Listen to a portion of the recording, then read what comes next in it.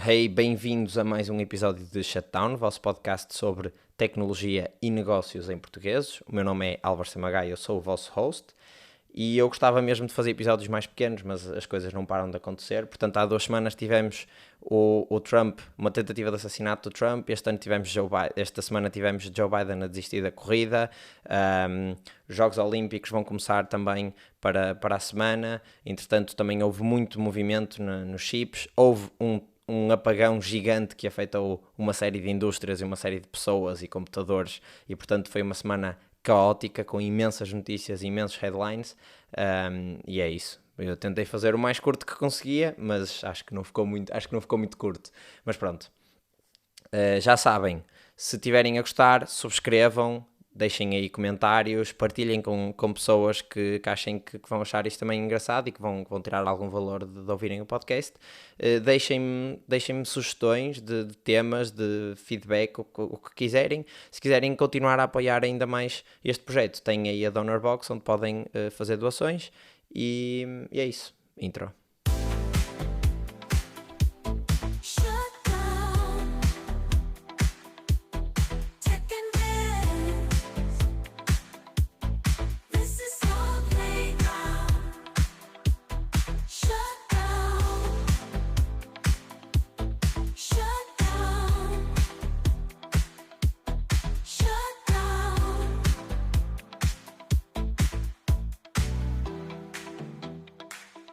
Vamos começar a semana a falar do apagão que houve na sexta-feira, dia 19 de julho. Houve cerca de 8,5 milhões de computadores que ficaram sem funcionar com o sistema operativo Windows e, portanto, houve muitas empresas, muitos serviços que foram interrompidos exatamente pela dependência que têm nos computadores, e acho que é uma coisa que toda a gente consegue perceber. O que é que aconteceu então? Há uma empresa que se chama CrowdStrike, que é uma empresa de cibersegurança e de proteção informática, digamos assim, que tem cerca de 20 mil clientes no mundo todo e que portanto, esses clientes receberam um update, que é normal do funcionamento da empresa, mas receberam um update que faz alterações no sistema operativo Windows, por isso é que só houve computadores Windows a sofrerem isto. Portanto, receberam um update nesse dia. Até foi na noite de quinta-feira, quando eles lançaram o update, e depois os computadores começaram a ser updated durante a noite e etc. E basicamente o que é que este update tinha? Tinha um ficheiro que estava defeituoso e que entrava eu estou a tentar explicar isso de uma maneira mais simples, mas entrava, digamos, nos ficheiros base do sistema operativo e, portanto, quando os computadores reiniciavam, não conseguiam passar o processo de início e apareciam os famosos Blue Screen of Death que apareceram aí nos ecrãs pelo mundo todo, e depois entravam num loop de reiniciar e tentar corrigir o problema, mas não conseguiam. E, portanto, ficavam mesmo sem sistema estas empresas. Muitas destas empresas tiveram mesmo de parar o seu funcionamento. Houve malta aí de férias mais cedo, de férias de fim de semana mais cedo, porque isso foi uma sexta-feira, mas empresas como as 3 maiores linhas de aviação americanas, a Delta, a United e a American Airlines, pararam todos os voos durante sexta-feira. Entretanto, a Delta também continuou a ter problemas depois até segunda-feira. Houve mais de 5 mil voos cancelados por causa deste problema só nos Estados Unidos, ou seja, foram mesmo muitos voos que sofreram isto.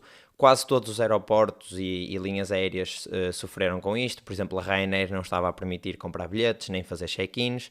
Havia alguns aeroportos a fazer boarding passes à mão. Houve mesmo até voos cancelados porque não havia controladores para controlar o tráfego aéreo e, portanto, era muito perigoso deixar os aviões voarem sem o controle de tráfego aéreo. Os bancos também não estavam a permitir fazer transações, portanto a economia para, porque as empresas não conseguem enviar dinheiro umas às outras.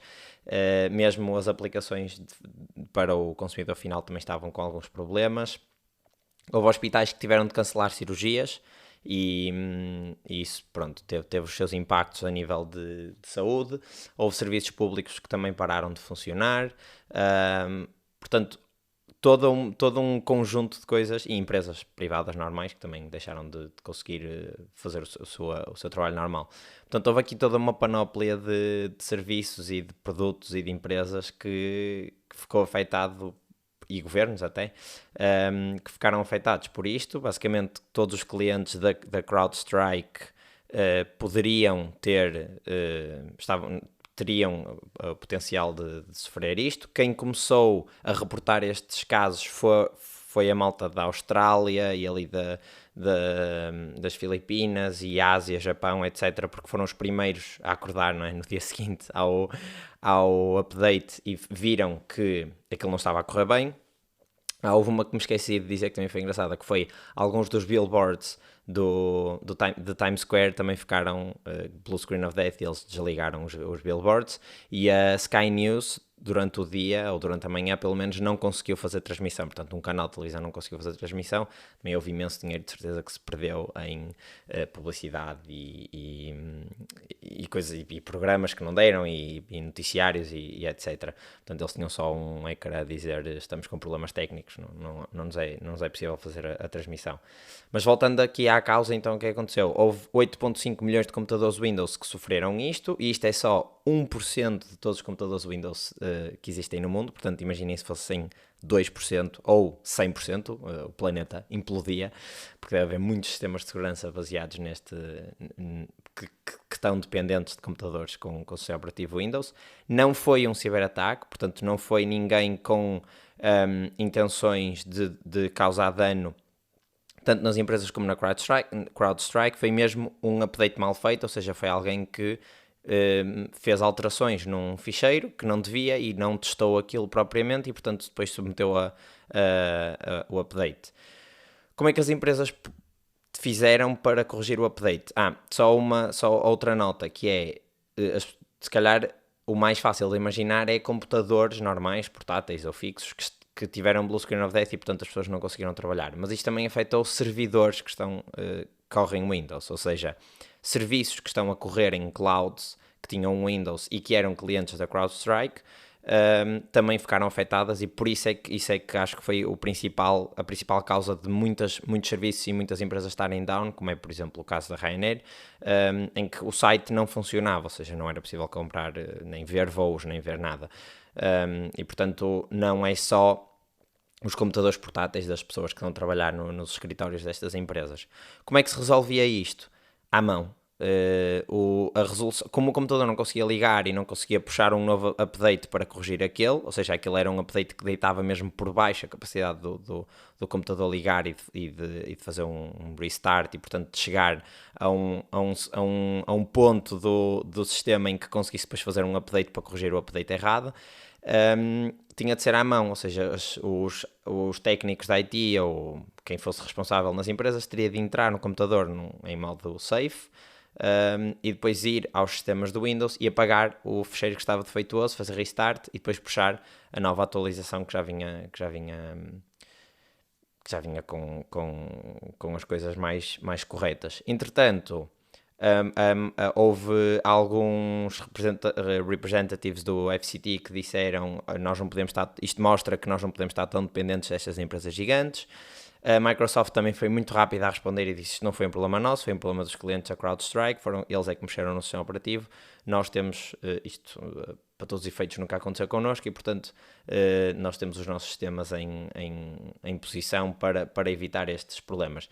Mas ok, não é culpa da Microsoft, mas de facto mostra a dependência gigante que, se houve 1% dos computadores afetados, 1% dos computadores que têm Windows afetados, e houve tanta disrupção no mundo, desde hospitais, portanto pessoas que literalmente não puderam ser operadas ou não puderam ser atendidas naquele momento e que se calhar que tinham problemas bastante urgentes e tiveram de ser ou deslocalizadas para outro hospital ou tiveram de esperar mais algumas horas. Imaginem se efetivamente um destes gigantes, como a Microsoft ou a Apple ou a Google, tem efetivamente um problema grande que não é solúvel em tempo útil, ou pelo menos que não seja possível de prevenir. Imaginem a disrupção que isto vai ter no mundo. Ou seja, vai ser mesmo catastrófico. Para além disso, como a solução era manual, demorou muito a resolver, porque normalmente se fosse ou seja, as pessoas, para além de irem computador a computador fazer isto, tiveram de fazer isto também nos servidores, portanto, naqueles casos que eu referi antigamente, porque não era automático e, portanto, não tinham de ser mesmo os técnicos da IT a fazer um a um, e portanto demorou muito tempo a serem resolvidos. Mas deu algumas notícias engraçadas, deu muitos memes, deu muitos Blue Screen of Death espalhados aí pelo mundo em ecrãs de lojas e de aeroportos e de hospitais e etc. Portanto, houve ali uma decoração comum ao mundo todo. Mas basicamente foi isto que aconteceu, e vamos ver como é que eles agora vão recuperar disto, porque a ação desde o outage até agora já desceu 30%, que é um valor relevante para uma empresa, mas efetivamente isto mostra alguma desplicência na maneira como gerem os updates e como gerem aquilo que enviam para os clientes. E portanto vamos ver como é que eles agora recuperam disto e se não vão perder clientes, e portanto se a malta não vai deixar de confiar nos serviços da CrowdStrike. Agora vamos falar um bocadinho de política americana. Provavelmente já estão a par das notícias que aconteceram esta semana, mas não só de política, também como é que isso vai afetar, ou como é que isso afetou, neste caso, os mercados e as empresas tecnológicas e etc. Portanto, a semana passada, Donald Trump foi alvo de uma tentativa de assassinato. Portanto, tentaram, eu falei disto no episódio anterior, portanto, houve um sniper, ou neste caso um americano, que tinha uma espingarda sniper, e que num dos comícios de Donald Trump tentou assassiná-lo, mas acertou só, rasou a orelha. No episódio passado eu deixei nos links uma fotografia em que se vê a bala a passar e depois o Trump a ir com a mão à orelha e a aparecer sangue na mão, mas entretanto também já fizeram modelos 3D em que mostram a cabeça de Trump a rodar enquanto está a falar e a bala a passar, e mostra que se Trump não tivesse rodado a cabeça, provavelmente neste momento estaria morto, porque a bala tinha acertado na parte de trás da cabeça, portanto a seguir à orelha. E a inclinação que ele usa é quase perfeita para a bala só lhe rasar, lhe tirar a pontinha da orelha. Vou tentar encontrar esta visualização 3D, vou deixar aí também nos links para vocês verem. Mas pronto, Trump então com isto ganhou muita força. Ele agora diz que é enviado por Deus, portanto, que sobreviveu porque Deus quer mesmo que ele seja o presidente dos Estados Unidos, que é assim um move clássico deste tipo de populistas e portanto deste tipo de candidatos, digamos assim. Muito semelhante àquilo que vemos também com o André Ventura. Ele tem exatamente esta frase, diz que ele acha que Deus lhe deu a missão de comandar Portugal. Ou seja, há aqui um modus operandi, tal como Jair Bolsonaro no Brasil. Mas passando esta parte mais politiquice à frente, quais é que são os impactos disto, ou quais é que foram os impactos disto em termos de mercados e de tecnologia e etc. Houve muita gente a fazer o que se chamou a Trump Trade, portanto, assumindo que, e atenção, o mercado vive sempre muito de notícias e de headlines e de sentimento, e é como as pessoas investem um bocadinho com estas nuances por trás, e portanto houve uma coisa que se chamou a Trump Trade, em que as small caps, portanto as empresas mais pequenas, não Apple, não Google, não Microsoft, não as gigantes, começaram a subir e as gigantes começaram a descer, porque o Trump é teoricamente mais defensor de uma economia que é mais friendly para estas empresas mais pequeninas e é menos friendly para estas empresas gigantes, que muitas delas até têm negócios com a China, que é uma coisa que não só o Trump, mas que Trump não é muito fã disso. E portanto, estas empresas começaram a descer, o dólar também começou a subir, porque normalmente uns Estados Unidos mais fortes e mais militarizados representam também um dólar mais forte. É assim um bocadinho que funciona a economia. Os Estados Unidos garantem proteção ao mundo todo e aos mares para haver troca, e a contrapartida é vocês negociam o petróleo em dólares, portanto todo mundo usa dólares, portanto o dólar nunca perde relevância, é por isso que eles conseguem aumentar a dívida para sempre, porque sabem que o dólar vai sempre existir, ou pelo menos enquanto eles tiverem alguma hegemonia militar, é assim que funciona, é assim que funciona o mundo, digamos assim. E é isso que se reflete nos ideais, ou não sei se se pode chamar bem ideais, nas ideias mais até de Donald Trump. E as pessoas, ou seja, esta trade mostrou que existe pelo menos um sentimento de que a probabilidade de ele ganhar as eleições é mais alta. Eleições essas que agora vão ter outros protagonistas, não é? Antes era Donald Trump contra Joe Biden. Joe Biden não está capaz principalmente depois deste acontecimento da tentativa de assassinato, Joe Biden não está capaz de continuar a sua campanha com sucesso e, portanto, ser efetivamente uma ameaça para a campanha de Trump. E desistiu da corrida à reeleição. Foi o primeiro candidato americano a desistir da corrida à reeleição.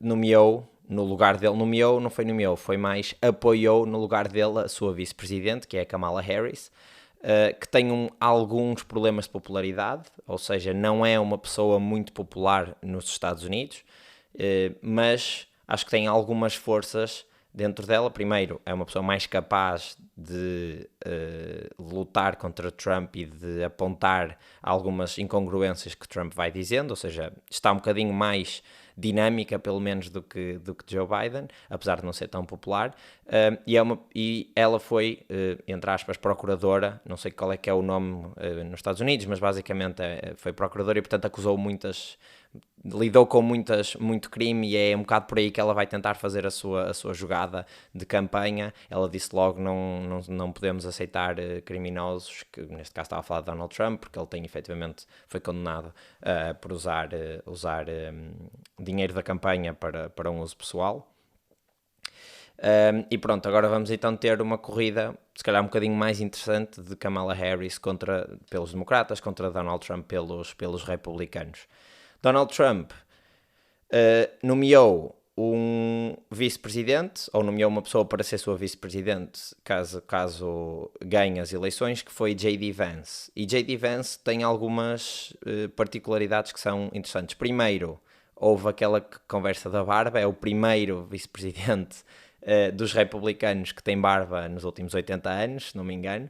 Portanto, um fun fact engraçado, e que nem sequer não faz grande sentido isto não acontecer há 80 anos, na verdade, mas pronto, esse é o primeiro fun fact. E depois é que J.D. Vance é um bocadinho mais denso, pelo menos isto de acordo com o comentário político que eu tenho lido e ouvido, é um bocadinho mais denso que Donald Trump, e pode ser isso que faz alguma diferença no que pode passar a ser a criação das ideias, dos ideais de Donald Trump. Ou seja, até agora Donald Trump era só um candidato muito popular e, portanto, não tinha grandes ideais e não tinha grandes posições fixas e que se mantinham ao longo do tempo, ou seja, ia flutuando um bocadinho com aquilo que visse que lhe desse mais votos, que é o normal para partidos populistas, candidatos neste caso, e J.D. Vance já tem mais alguma intelectualidade e alguma densidade política por trás.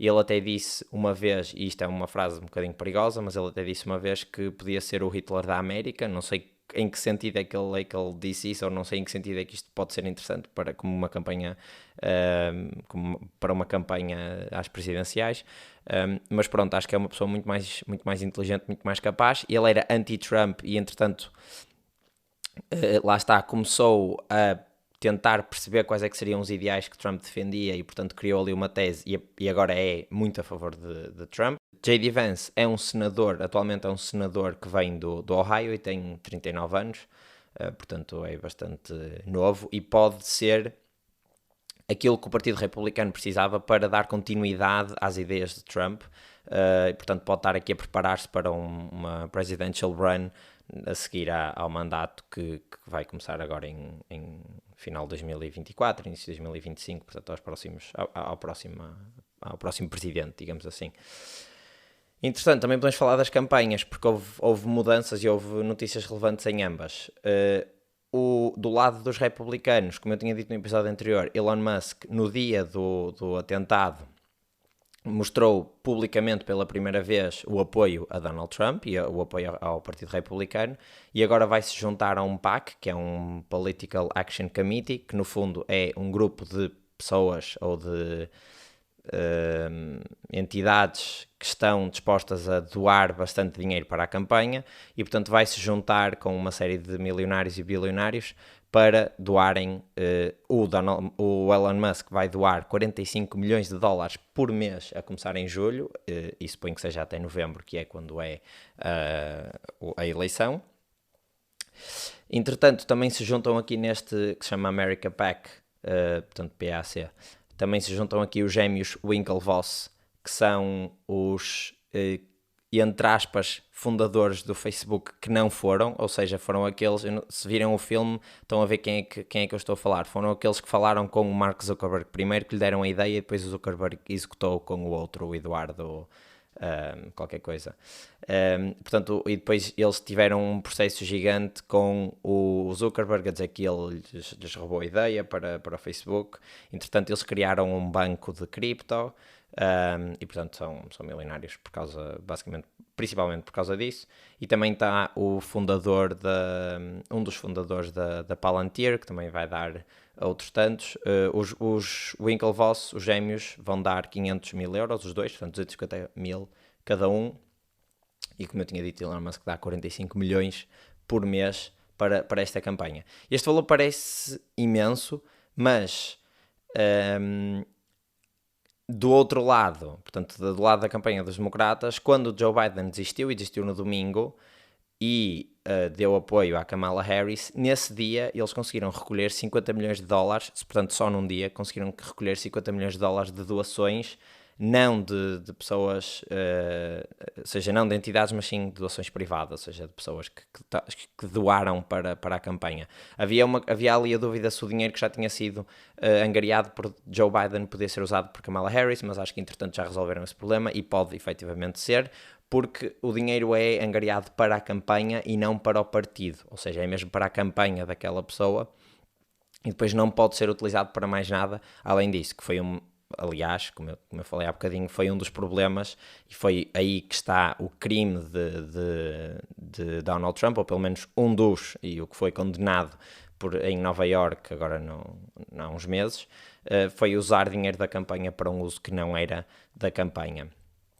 E, portanto, 50 milhões num dia mostra que existe muita gente disposta a ajudar a Kamala Harris, existe muita gente que quer que a Kamala Harris e os democratas vençam a eleição, mas também, do outro lado, temos bilionários a ajudar, e, portanto, o que não vai faltar é dinheiro, de certeza, nestas campanhas, e de certeza que vão ser umas eleições bastante acesas, porque está tudo em aberto, ou seja, não há um claro vencedor, apesar de Donald Trump ter aqui um bocadinho, se calhar, uma vantagem, pelo menos nestes dias a seguir nestas semanas a seguir ao atentado. Vamos ver como é que agora a Kamala Harris, este refresh dos democratas, pode lhe dar alguma força.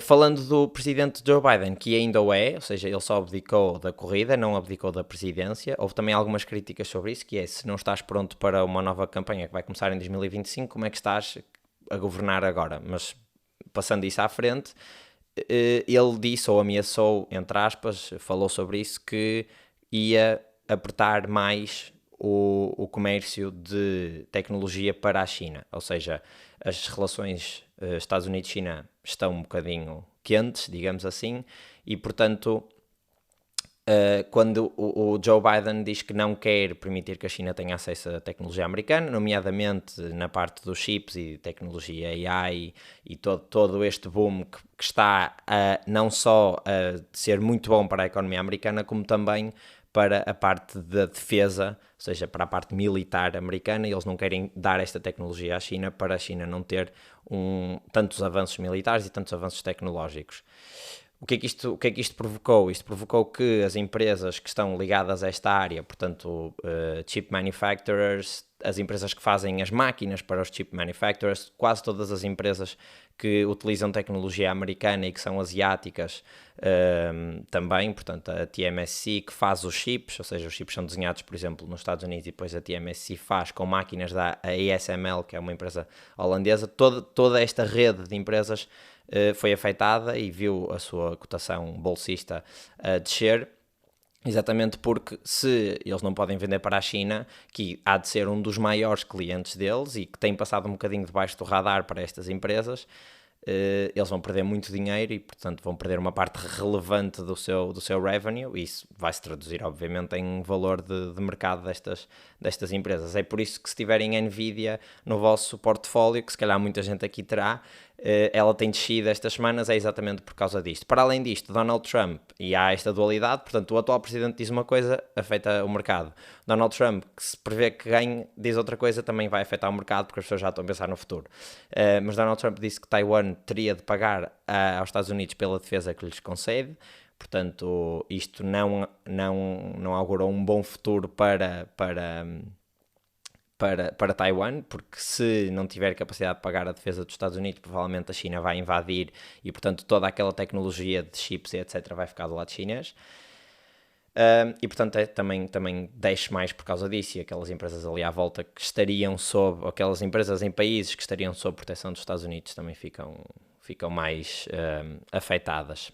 Estas medidas protecionistas, eu acho que normalmente nunca têm um bom resultado, ou pelo menos podem não ter um bom resultado, porque a este ponto a China já tem empresas tecnológicas gigantes e capazes de produzirem a sua própria tecnologia, ou seja, o que por um lado se calhar atrasa a China durante uns anos, uns 2, 3 anos, porque não tem acesso à tecnologia americana que está mais avançada e, portanto, a China vai ter de perder esse tempo a desenvolvê-la.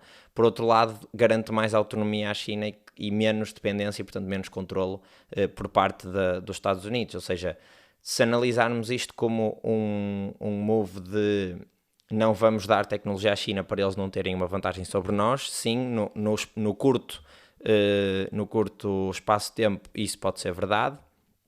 Se olharmos para o futuro, o que temos visto é que estes países depois conseguem, porque têm muita capacidade científica, têm muita capacidade de desenvolver tecnologia e até de avançar, é que estes países, quando se veem na posição em que têm de se tornar autónomos, efetivamente conseguem com sucesso. Um caso, por exemplo, é a Rússia, que também tem desenvolvido alguma tecnologia nesse sentido, e mesmo a China já tem as suas LLMs todas controladas pelo governo, ou seja, para não dizerem coisas contra o governo chinês, mas basicamente acho que estas jogadas geopolíticas de protecionismo normalmente no longo prazo acabam por ter o efeito reverso daquele que se prevê, e as empresas americanas, e não só, neste caso também as europeias, que acabam por ficar afetadas porque vendem via América ou estão dependentes das empresas americanas, acabam por perder clientes e acabam por perder mais mercados onde podem chegar a mais clientes e onde podem receber mais feedback e perceber como é que o mundo funciona.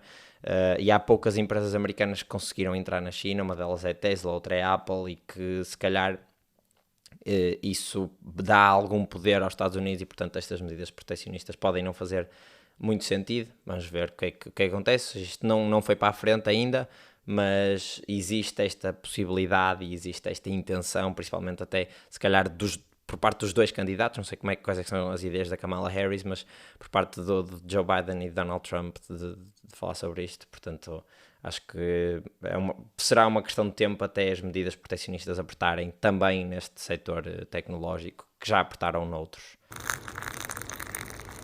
Ok, vamos falar sobre a Meta e sobre a Ray-Ban. Portanto, como vocês sabem, ou se calhar sabem, não sei, a Meta, portanto Facebook, Mark Zuckerberg, etc., tem uma parceria com a Ray-Ban, portanto com a marca de óculos provavelmente mais conhecida do mundo, que pertence à EssilorLuxottica, que é um grupo de empresas, uma das quais é a Ray-Ban.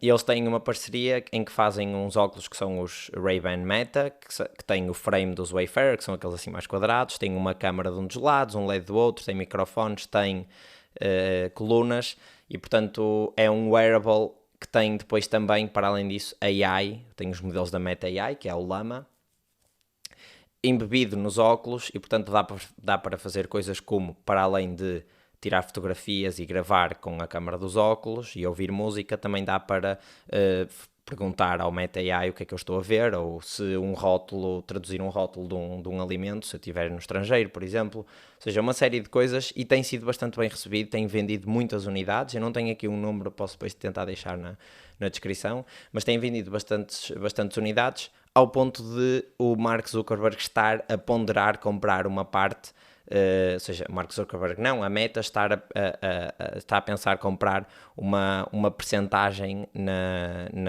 no grupo Essilor Luxottica de cerca de 2%, e não se sabe o valor, mas diz que é multi-billion, portanto mais de 1.000 milhões. E isto fez o preço da ação da Essilor Luxottica, que está em França, está na Bolsa de Paris, subir cerca de 5%. Na mesma semana, portanto, o Meta diz que quer comprar, está muito entusiasmada, diz que a tecnologia deles é muito fixe e efetivamente é um produto que ou seja, este formato de produto tem corrido bastante bem, depois de muito dinheiro gasto em realidade virtual. Acho que foram 45 mil milhões no departamento de realidade virtual. Eles até mudaram o nome de Facebook para Meta por causa de toda esta questão do metaverse, e depois se calhar o produto que vende mais é AI. Portanto, eles neste momento têm redes sociais, que é de onde vem o dinheiro, no fundo, que é das publicidades. Tem a parte do metaverse e da realidade virtual, que foram efetivamente um dos pioneiros a tornar aquilo um consumer good. Portanto, o Quest, o Oculus Quest provavelmente, não é provavelmente, é o VR headset que vende mais, e eles investiram muito dinheiro nessa tecnologia.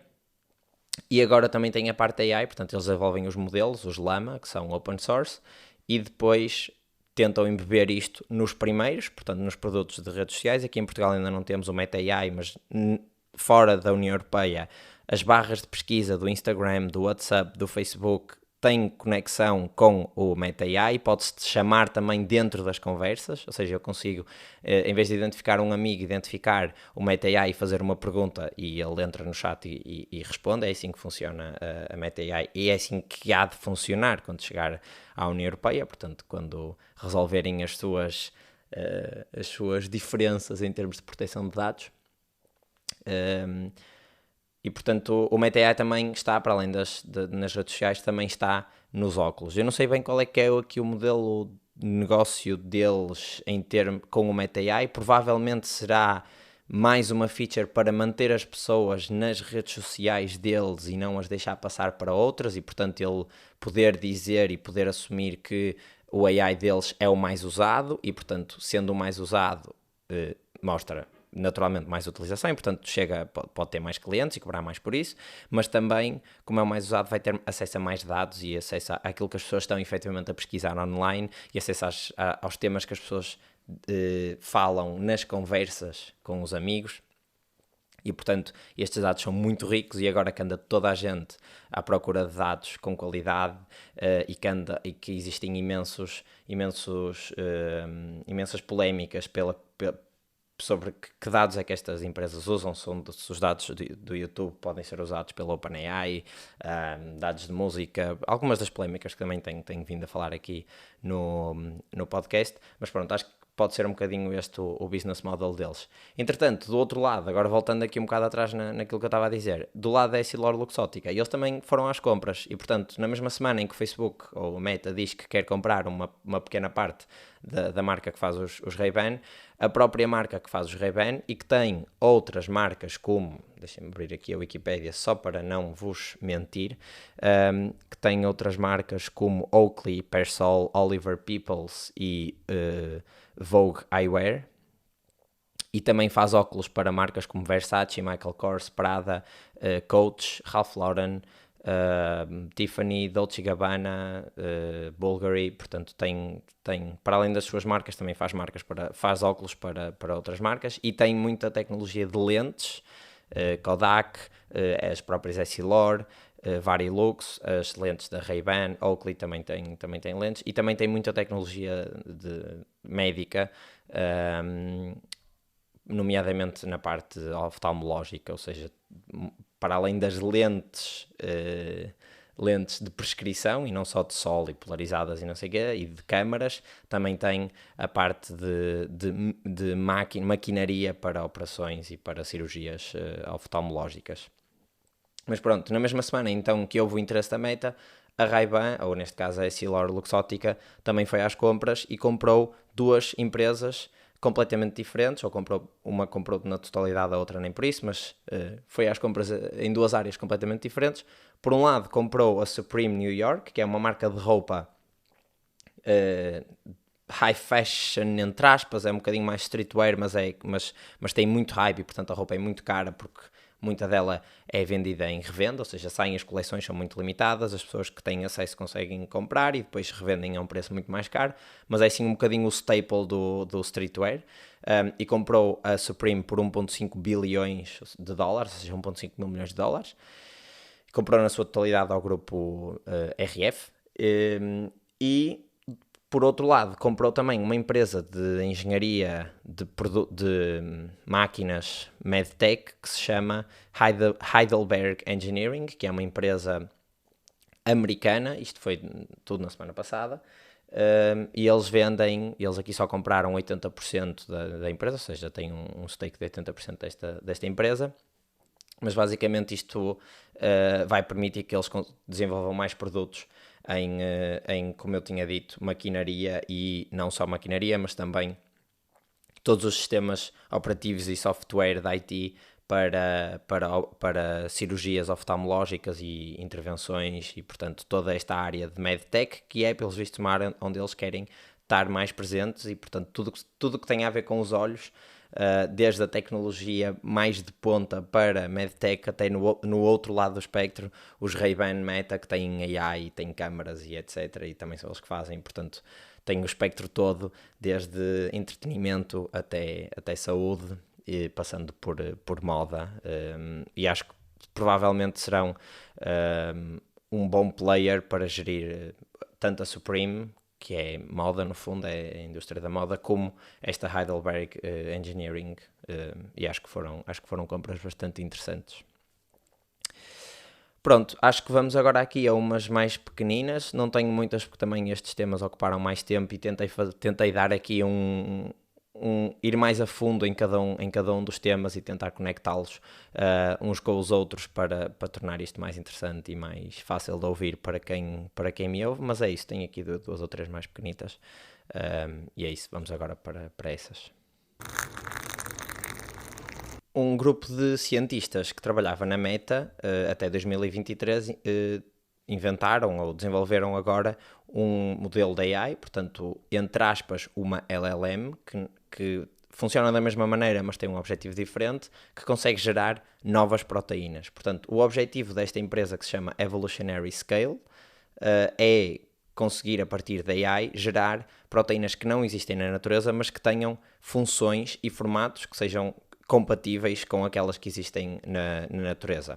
O modelo chama-se ESM3, houve outros antes, portanto este no fundo é o terceiro destes modelos, e eles levantaram agora uma ronda de 142 milhões a propósito do seu modelo de geração de proteínas, e contam com investidores como Lux Capital, Amazon Web Services, Nat Friedman, o braço de Venture Capital da Nvidia, que é a N-Ventures, entre outros. Um dos investidores diz que este pode ser mesmo o momento ChatGPT para a biologia. O modelo foi treinado em cerca de 2,7 mil milhões de proteínas diferentes que existem na natureza, para depois ser capaz de aprender a sua sequência, a estrutura e a função. Portanto, as proteínas, no fundo, muito rapidamente, são uma sequência de aminoácidos que se dobram de uma maneira específica, e o facto de elas se dobrarem, portanto, elas confere-lhes funções e formas diferentes, que é isso que depois permitem ter relevância ou não nos processos bioquímicos e no metabolismo das células. Ou seja, não é só a sequência dos aminoácidos, que são moléculas mais pequeninas, é também a maneira como eles depois se dobram e como conseguem interagir, e é aqui um bocadinho que está o segredo deste modelo, que é isso que é muito difícil de prever. Ou seja, a sequência não nos diz nada, ou não nos diz tudo, sem sabermos como é que as proteínas depois se dobram e como é que a sua conformação 3D vai afetar depois a sua importância e a sua relevância biológica. Um exemplo que eles deram aqui, só para perceberem o que é que... se calhar antes de irmos ao exemplo, esta equipa que trabalhava na Meta, trabalhava neste problema, exatamente. Eles lá na Meta tinham criado uma base de dados de 600 milhões de estruturas de proteínas e que podia ser usado, o objetivo deles era ser usado para drug development, portanto eles já tinham os modelos de AI e estavam só a tentar perceber onde é que podíamos aplicar, mas em 2023 o Mark Zuckerberg cortou a equipa, portanto despediu toda a gente dessa equipa, no ano que ele chamou o ano da eficiência, para se focar só nos produtos comerciais da AI, ou seja, levar este Meta AI às redes sociais e ao Ray-Ban Meta que tínhamos falado neste episódio, mas um bocadinho antes. Mas pronto, o exemplo que eles deram aqui é nós damos uma prompt ao modelo e ele consegue gerar estas novas proteínas com a sequência e a conformação. O exemplo que eles dão é, eles geraram novas proteínas fluorescentes, que são as proteínas que dão fluorescência, por exemplo, às jellyfish, estão a faltar o nome, mas às alforrecas, que brilham no escuro, portanto já toda a gente viu aquelas fotografias de quantas alforrecas vêm à areia e temos... Então, o mar está a brilhar, ou ali a areia está a brilhar, e eles conseguiram desenvolver, ou criar, neste caso, uma proteína que é só 58%, tem apenas 58% de semelhança com a mais próxima que existe na natureza, pelo menos que se saiba, mas que é na mesma funcional e que tem na mesma função biológica, e isto representa, de acordo com os fundadores deste modelo, uma simulação de cerca de 500 milhões de anos de evolução até chegar da proteína que existe hoje até esta que é só 58%, que tem apenas 58% de semelhança. Portanto, isto pode efetivamente ser um momento muito importante para a bioquímica e para estas indústrias, principalmente para a farmacêutica, porque agora vai ser possível dizer eu preciso de uma proteína que tenha estas funcionalidades, estas características, porque eu sei que se houvesse uma coisa assim e ela poderia encaixar num sistema qualquer ou numa outra molécula qualquer e resolver um problema de saúde qualquer. Portanto, em termos de indústria farmacêutica, isto pode ser bastante relevante, não só em farmacêutica, como também na indústria dos detergentes, porque há muitos detergentes que são enzimáticos, portanto são proteínas, ou seja, basicamente tudo que é química, bioquímica pode mudar, vamos ver, pode ser só também um fogo de vista, mas vamos estar atentos. A portuguesa, portanto, empresa de telecomunicações, acho que toda a gente conhece, comprou 20% da Their Data, que é uma consultora de AI, portanto, inteligência artificial, machine learning, generative AI, e basicamente o objetivo da nós é ter acesso a mais conhecimento de inteligência artificial para criar uma nova vaga de produtos, o que quer que seja, mas pronto, eles acham que é por aí que estará o futuro e portanto querem estar por dentro e ter este conhecimento e comprar um quinto, neste caso, de uma empresa que tem esse conhecimento e tem as skills e tem as pessoas. Pode ser uma ótima maneira de ter acesso a isto. Não sei como é que vai funcionar depois internamente a gestão desta parte, porque não há uma fusão, ou seja, as empresas existem em separado, a Their Data Engineering continua a funcionar na sua indústria, no seu mercado, a nós passa a ter acesso, provavelmente, a algum tempo da empresa sem ter de contratar os projetos. Pronto, não se sabe, não se disseram também qual é que era o valor da compra.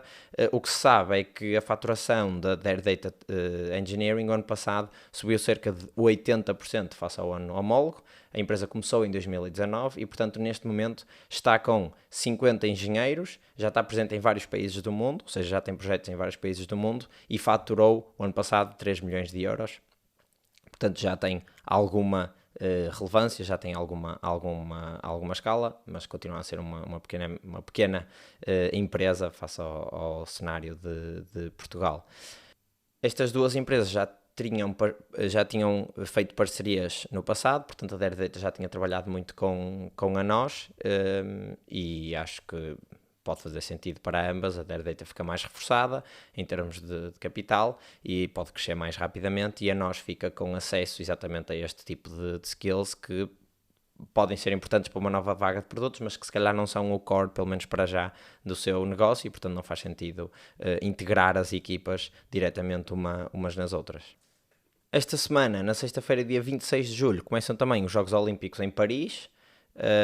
Conseguiram limpar o Sena, a Mayor de Paris já lá deu um mergulho, ou seja, acho que as provas em águas abertas vão ser finalmente no Rio Sena. Acho que há mais de uma centena de anos que era proibido mergulhar no Sena porque havia imensa contaminação com E. coli, porque muitos dos esgotos acabavam por acabar dentro do Sena, esgotos domésticos, e portanto não era próprio para mergulho, mas eles fizeram um tanque gigante onde absorve a água pluvial e os esgotos depois não chegam ao Sena, e portanto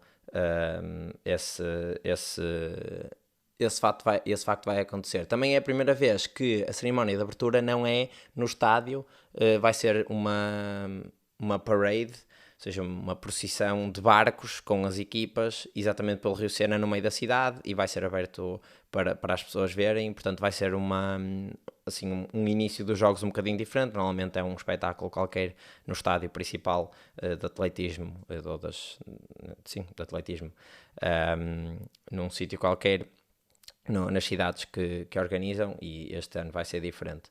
Um fun fact é que o país onde é mais popular ver as provas de atletismo, e quando digo atletismo não é só os 100 metros, né? Todas as provas que acontecem no estádio de atletismo, é a Finlândia, em que 50% das pessoas declaram que acompanham as provas de atletismo, e a seguir vem a China com 29%, depois França, África do Sul, Brasil, Reino Unido e, por fim, Estados Unidos. Pronto, vai ser um facto engraçado. Ok, chegamos ao fim. Eu gostava de fazer episódios mais curtos, mas efetivamente estão a acontecer muitas coisas nestas semanas. Devo estar com um som um bocadinho ligeiramente diferente, estou a testar aqui um setup novo, mas é isso. Se estão a aprender, se estão a gostar, partilhem com pessoas. Já estamos a crescer os subscritores, portanto, malta que está aí a partilhar, muito obrigado. Deixem comentários, que agora já dá no Spotify. Digam-me o que é que acharam, sugiram notícias, sugiram temas, sugiram abordagens diferentes. E é isso. E se quiserem apoiar ainda mais, tem aí a Donor Box, e vemo-nos na próxima semana.